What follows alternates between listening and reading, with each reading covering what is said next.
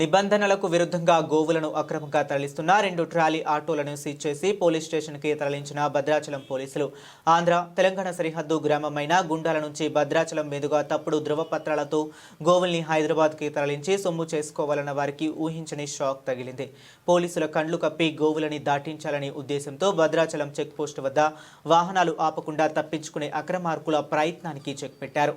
విశ్వ హిందూ పరిషత్ కార్యకర్తలు అక్రమ రవాణా చేస్తున్నారని ముందుగానే సమాచారం అందుకున్న విశ్వ హిందూ కార్యకర్తలు భద్రాచలం చెక్ పోస్ట్ దాటించి వేగంగా వెళుతున్న వాహనాలని బ్రిడ్జ్ పై ఛేదించి పట్టుకుని పోలీసులకు అప్పగించారు. ఈ నేపథ్యంలో పట్టుబడ్డ 12 గోవులను గోశాలకు తరలించి అక్రమ రవాణాకి పాల్పడ్డ నిందితులపై కేసు నమోదు చేసి విచారణ ప్రారంభించారు భద్రాచలం పట్టణ పోలీసులు.